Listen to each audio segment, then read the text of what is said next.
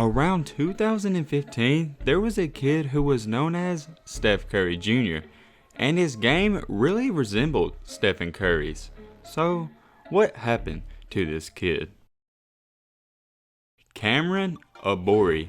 You may know this kid as Steph Curry Jr.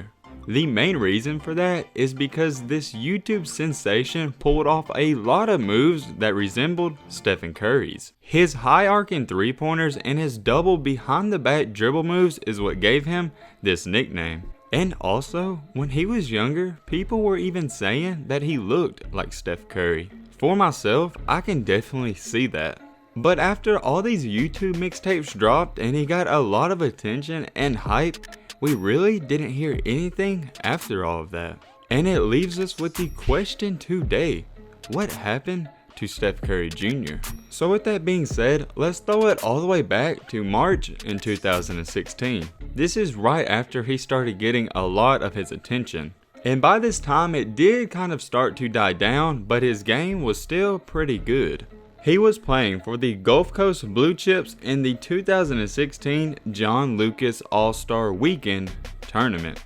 And at this point in time, he was still in middle school and he was still balling out and leading his team. But however, after that, all of his hype completely died down and we didn't hear anything about him for almost 2 years.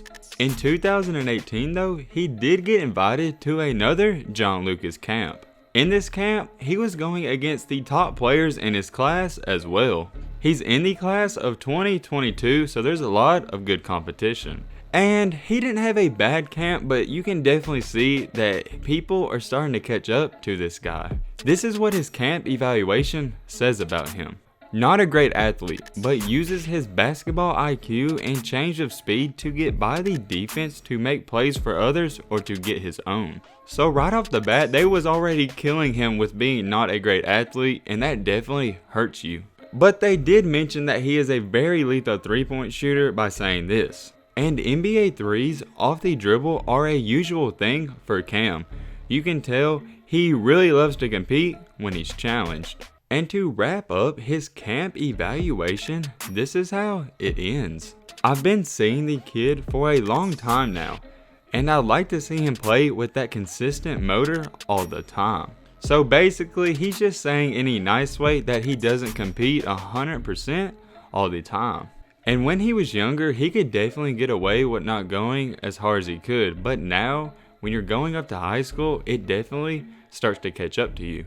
Because once you start getting older, everybody's talented and getting better. So it just goes to show who works harder. And after 2018, that attention he once got in 2015, it started to fade away even more. After the 2018 summer, he decided to attend Foster High School in Texas. And as just a freshman, like most people we cover, he did wind up playing for the varsity team.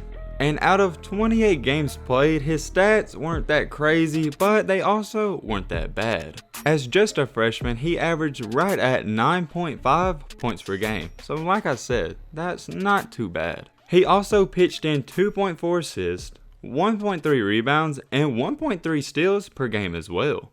But for a kid who was regarded as Steph Curry Jr., these are not Stephen Curry numbers. And I definitely still think he can become a great basketball player. With that being said though, he has completely lost that hype and attention he once had. So, for Cameron Abori, can he regain that attention he once had and live up to those expectations of Steph Curry Jr.?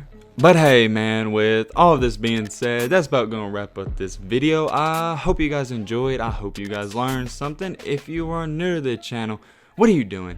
Hit that subscribe button and leave a like for more. And as always, let's be great. I'm out, y'all. Peace.